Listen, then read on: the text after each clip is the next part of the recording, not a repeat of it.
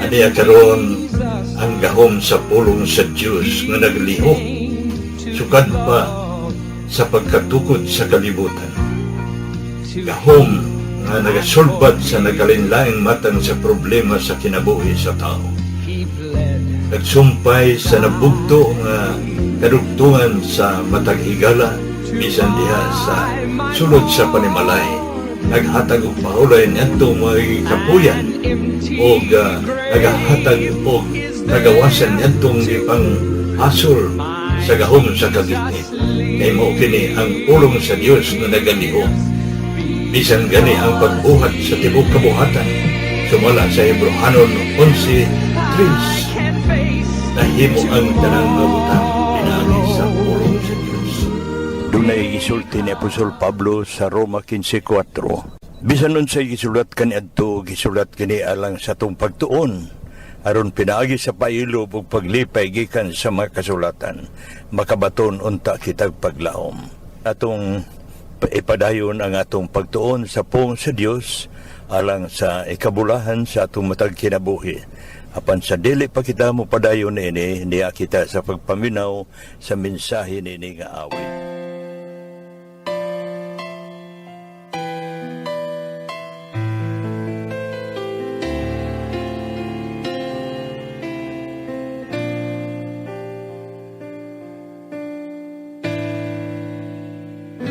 Ginoong Diyos, ania ako,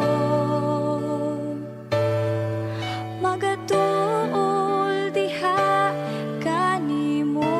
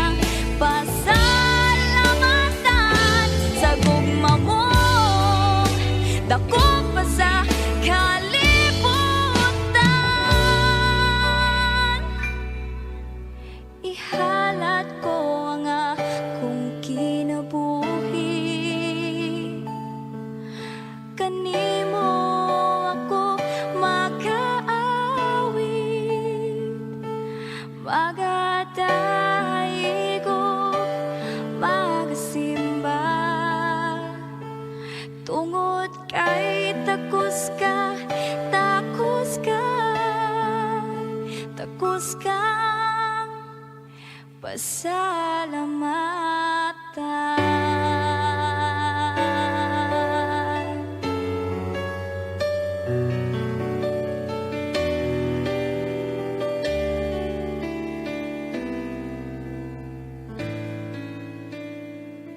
Maayong buntag kaninyong tanan, magpasalamat kita sa atong Ginoo tungod sa iyang pagtugot kanato sa lain na usab nga adlaw ug higayon.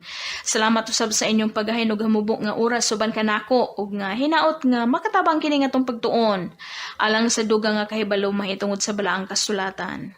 Sa gihapon, kini ang inyong higala ug igsuon diha sa ngalan sa atong buhi nga Dios nga mao si Ginoong Hesukristo. Joy Pilais Valewald. Alang sa itong pagtuon, aniya kita sa libro sa mga buhat, Kapitulo 9, versikulo 36 ngadto sa 43. Acts chapter 9, verses 36 to 43. Nasayod akong kitang tanan adunay mga tinguha o gusto nga makabot nato sa atong kinabuhi samtang nga buhi pa kita. Ug nga kasagaran pod nga dili kita makaila nga kinaugalingon o hinakugman diay ang atong mga tinguha. Wala kitay pagtagad alang sa uban ug nga kung pwede pagani tamakan nato sa tinuyuan ang ubang tao aron nga makuha nato ang atong gusto. Apan human sa imong kamatayon, sa unsa nga paagi gusto ikaw nga mahinumduman sa imong pamilya o higala baka kana o sa mga tao. Kitang tanan, ikaw ug ako aduna kita tagsa-tagsa nga gigikanan o kagikanan o katigulangan ato bang kaliwatan o giliwatan. Ug nasaydo sab kita nga kasagaran nga ang imahe o dungog sa pagkatao sa usa ka ginikanan ato kining maaninag o makita o masayran diha og pinaagi sa pamatasan og dungog sa ilang mga anak, di ba? Aduna kita mga pamatasan nga atong naani o nakatunan og napanunod gikan sa atong mga ginikanan og palahubog gani kana nga amahan aw sigurado nga naadjud pod anak nga palahubog ug kung badlongon gani pod nga inahan aw sigurado nga naadjud pod anak badji nga badlongon ug kung maadyo gani ang pamatasan sa ginikanan naadjud pod anak nga maadyo og batasan liwat-liwat o sa Tagalog pa mana-mana. Pinaagi sa pamatasan sa usa ka anak nga atong nasaksihan o nakita ato usab nga mahinumduman ang pamatasan sa iyang ginikanan bisan og patay na kini. Kasagaran mo ingon ta nga na ningliwat lagi na sa sa kanhing huwan tamad. Diyan mo ingon punta nga, oy halano, kamaadyo jud tong ijang nanay ug tatay, mga maadyo ni silang tao, mga way libog. Kasagaran pod, unja na nato masayran kung unsang klase nga pagkatao ang usa ka tawo sa dihang mamatay na siya. Ug atong masuta ang pagkatao sa namatay pinaagi sa mga bisita sa lamay, di ba? Again, ug palahubog gani ang namatay aw daghan pod nga mga palahubog ang mulamay, mag-inom, magsugal samtang nga naglamay. Ug maadyong tao gani ang namatay aw mulamay pod kadto sila nga mga tao nga natabangan. Ug sa panahon sa lamay ang mga buhi maghinubay pod sa mga kagahapon mahitungod sa namatay ijahay og pangukay panghalungkat sa mga handumanan mga pictures mahitungod sa namatay so pinaagi ni ana nga mga ehemplo nato dinhi ang pangutana sa unsang paagi man ka gusto nga mahinumduman sa mga tao o sa imong higala. Apan og kung nasayod lang tanong nga ang punuan ug tumoy dinhi mao kining atong pamatasan ug gawi sa kinabuhi, mao kining atong pagtuboy kanunay sa atong kaugalingon ug sa pagpangita nato og atensyon ug mga pagdaig gikan pud sa uban tawo. Ug kinahanglan jud nga kanunay nato nga hinumduman nga gibuhat kita sa Dios alang sa iyang kaugalingong katuyuan ug dili alang sa tong kaugalingon. Ang tao nga mas gipalabon niya ang ijang kaugalingon nga kabulahanan, rebelyoso kana nga pagkatao batok sa Dios. Sa libro sa libro sa Daang Tugon sa Isaias 43 versikulo 7 ug 21 nagingon didto. Gibuhat kita alang sa himaya sa Dios, alang sa iyang kaugalingon aron sa pagdaig kaniya. Dito pod sa sulat sa Episo, Kapitulo 2, versikulo 10, giingon dito, gibuhat kita diha kang Kristo Jesus, alang sa mga buhat nga maayo. So dinhi sa atong teksto sa mga buhat kapitulo 9 bersikulo 36 ngadto sa 43 atong mabasa dinhi ang sugilanon sa usa ka babaye nga ginganlan og Tabita o Dorcas. Ang ngalan nga Tabita sa pinulungan kana sa Aramaic ug gitawag usab kini siya nga Dorcas sa pinulungan sa Grego. Apan atong gamiton ang iyang ngalan sa Grego nga mao ang Dorcas, okay? Dorcas.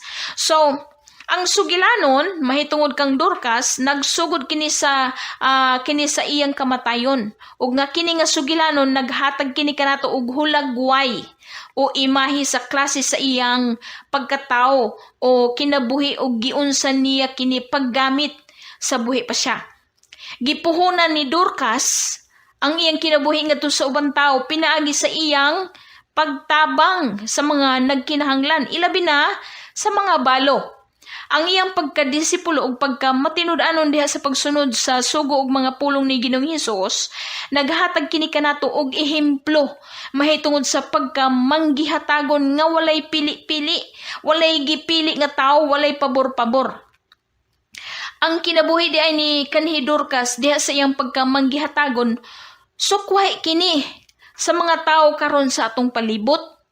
Kasagaran sa mga politiko, tinuod man kini, okay? Kay naaman gud daghan sapi o tax money sa politika nga pwedeng mapahimuslan nila. Pwera sa maadyo, okay? Kasagaran sa mga politiko o kanang mga tao nga anaa sa katungdanan sa gobyerno, ang ilang tabangan kadtura nga mga tao nga mibuto nila sa eleksyon. Nakalimtan nila ang ilang mga sumpa o panaad sa panahon sa pangumpanya. Ug tagalain gani ka nga partido o dili ka nila i-apil sa listahan sa mga benepisyo. Dili ka i-apil og tawag sa mga panagtigom nga adunay ipanghatag nga mga kaayuhan. Usahay pod magdubli-dubli pa ang madawat nga ayuda sa ilang mga paryente sa mga politiko. Pero of course, aduna usab nga mga tao o lain nga mga grupo nga manghatag sila og kaayuhan ug nga makamao sila nga mahadlok sa Ginoo. Hatagan nila og prioridad ang pagpanghatag sa mga nanginahanglan jud tinuod nga nagkinahanglan. Pero makailaman pud tao ga naa jud gipabor-paboran, di ba? Gilabyan-labyan lang nila. Ang sugilanon mahitungod ni kanhi Dorcas, pipila lang ka mga bersikulo ang atong mabasa dinhi, walo lang ka mga bersikulo kini og nga patay na siya dinhi sa maong sugilanon sa kapitulo 16 sa libro sa mga buhat. Sa bersikulo 36 nagingon, karon dito sa Jope may usa ka tinun-an nga babae nga ginganlan si Tabita, nga kung hubaron Dorcas. Kining babayhana puno sa mga maayong buhat ug sa pagpanglimos nga ginabuhat niya. 37.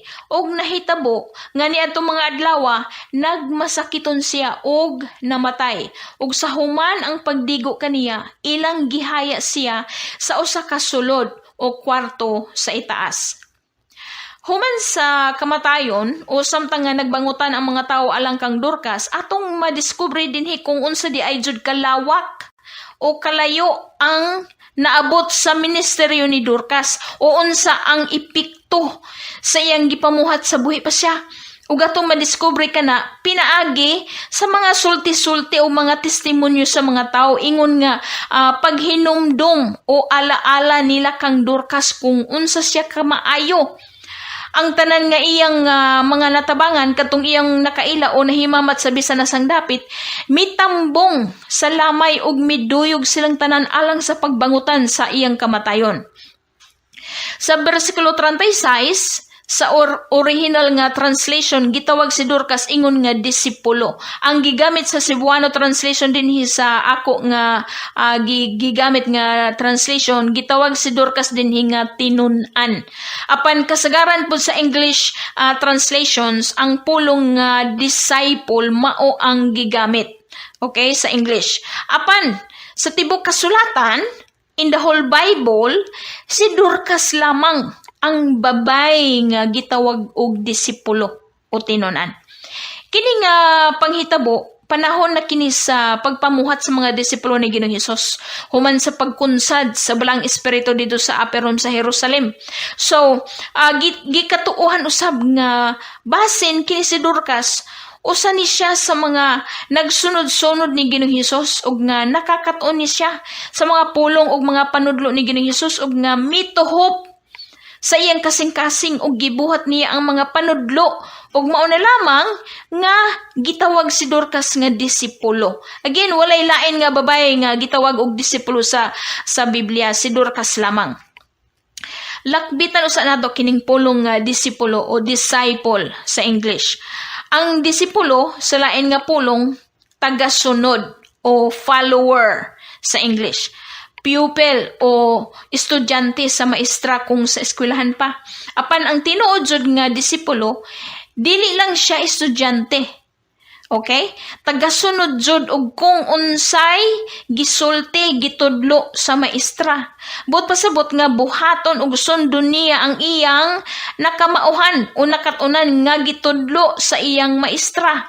Subot pasabot nga dili lang ta magsigi og paminaw sa wali, ja wala tay application des atong kaugalingon. Sige lang ta og simba kada Domingo, ja paguli nato tuwa balik na puta sa daang gawi. Sige lang ta og tambong og Bible study, sige lang ta og paminaw sa wali pero wala ta magbuhat.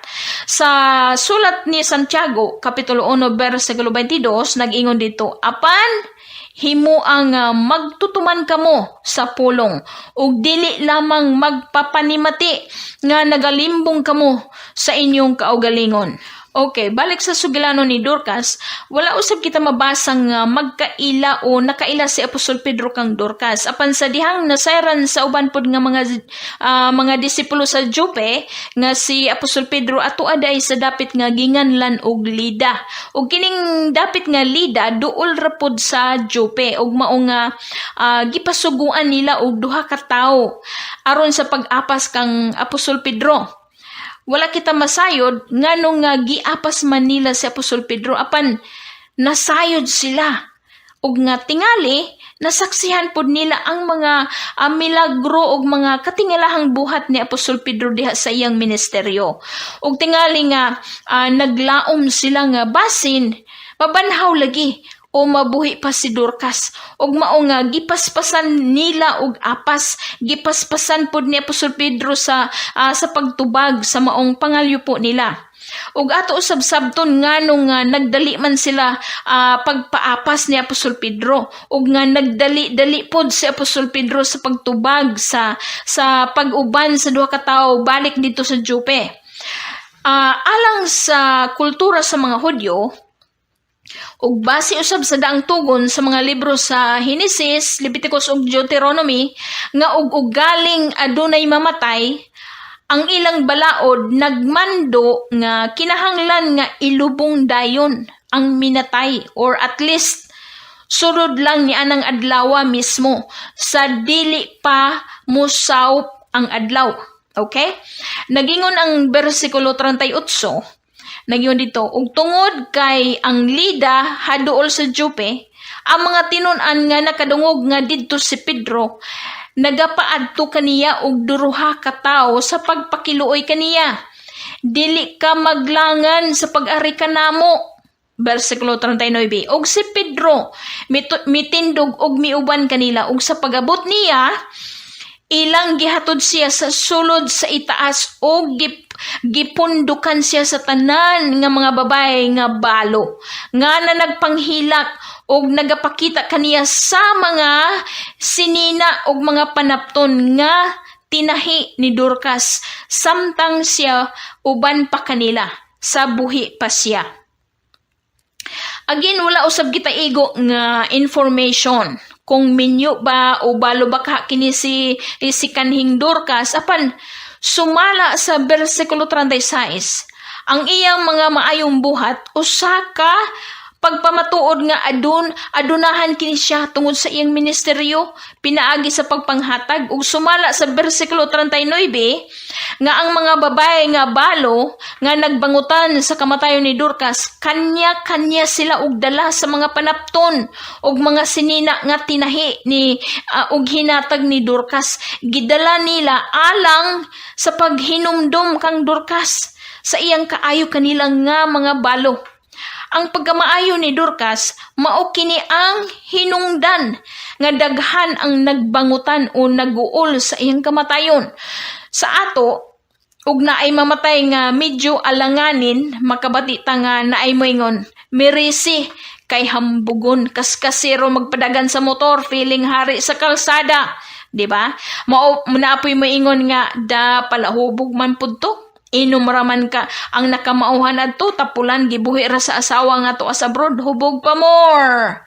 Napod maingon nga da okay ra pud siguro nga wa na si Zakay daghan man og laki, daghan ang pamilya og kaminyoon nga nabungkag tungod ni Ja. Ehemplo lang kini pero usahay tinuod pod, di ba? Tinuod pero subo pamanlandungon nga ani ang klase sa sugilanon o dungog nga gibilin sa namatay. Ang kamatayon ni Dorcas, nagbutyag kini sa iyang pagkatao. Gingon sa bersikulo 36 nga si Dorcas usa ka babay nga puno sa mga maayong buhat. Manggihatagon ngadto sa mga nagkinahanglan, ilabi na sa mga balo. Sumala sa libro ni Santiago sa Bagong Tugon, ang gipamuhat ni Dorcas sa buhi pa siya, mao kana ang gitawag nga tinuod nga relihiyon at tubangan sa Dios ug Amahan. Kanang gipang-angkon karon sa mga tao nga ang ila kunong pundok mao'y tinuod nga relihiyon, gawas kung nahiuyon kana sa balang kasulatan, bakak kana. Nagsulti si Apostol Santiago sa kapitulo 1 bersikulo 27, ingon siya, ang relihiyon nga putli ug walay buling sa atubangan sa atong Dios ug Amahan mao kini ang pagduaw sa mga ilo ug sa mga balo sa ilang mga kagul-anan ug ang paglikay sa buling niining kalibutana. Kining gisulti dinhi ni Apostol Santiago mao kana ang tinuod nga relihiyon. Ug kung atong basahon ang tibok teksto nato dinhi sa mga buhat kapitulo 9 bersikulo 36 ngadto sa katapusan, atong mabasa nga pinaagi kang Apostol Pedro uban sa tabang sa gahom sa balang espiritu nabuhi o nabanhaw si Dorcas gikan sa kamatayon ug nga nagpabilin siya sa daghang mga adlaw pa dito sa Joppe ug sigurado nga nagpadayon gihapon siya sa iyang ministeryo sa pagpanghatag ug pagtabang ngadto sa mga nagkinahanglan ingon nga usa ka tinuod nga disipulo. May ison ko gigala aron nga malipay ang Ginoo diha sa tong mga kinabuhi. Anindot kung gamito nato kini nga acronym. Okay? Tuguti ko sa paggamit sa akong ngalan. Okay? Tuguti ko nga mo introduce diha kaninyo kining acronym sa akong ngalan. Akong ngalan mao si Joy. Okay? J-O-Y. Joy. Ang acronym sa akong ngalan nga Joy, J-O-Y, mao kini. J, Jesus first. O, others next. Y, yourself last. J, Jesus first. Bot pasabot, higugmaon nato pag-una si Ginoong Hesus. O, others next. Bot pasabot, higugmaon nato pagsunod ang uban tao.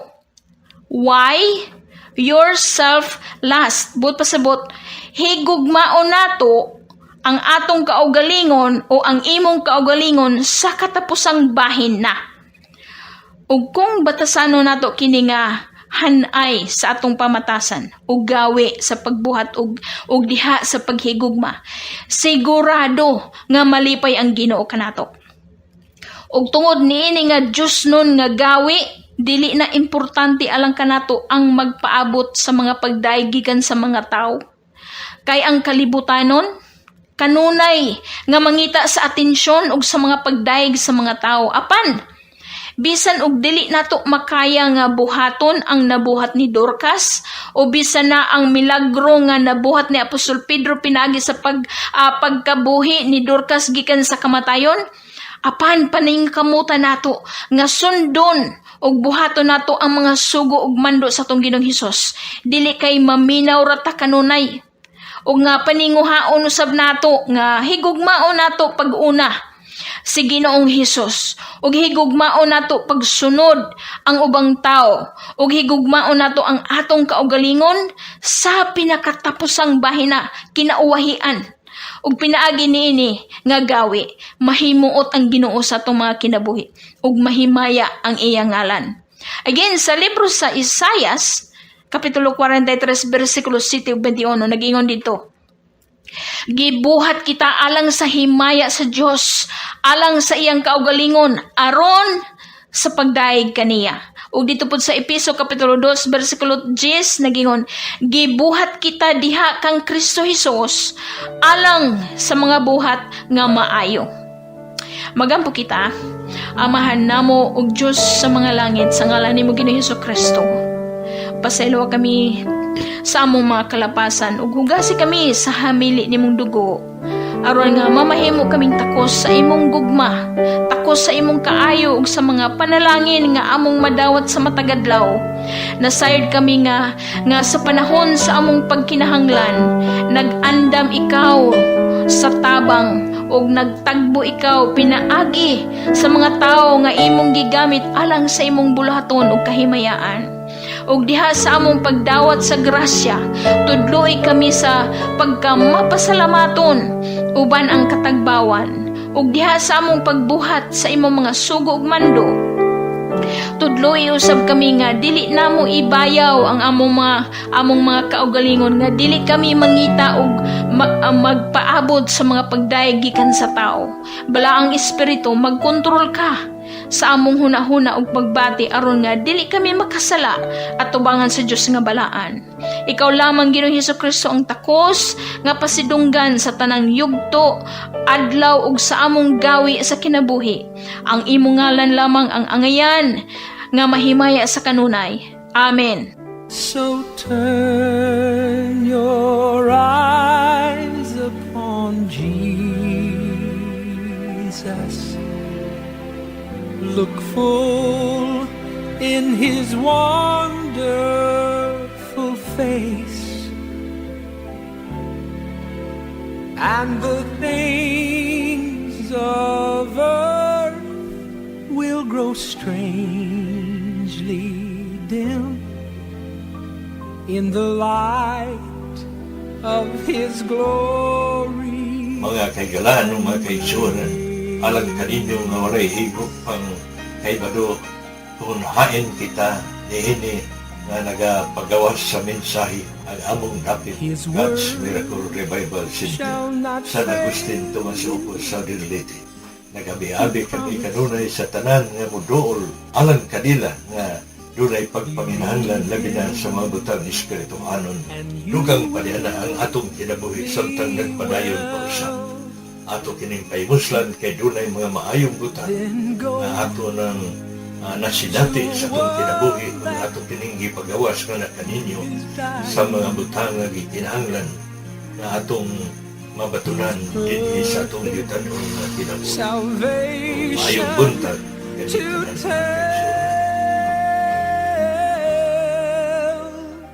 Just turn your eyes upon Jesus. Look full in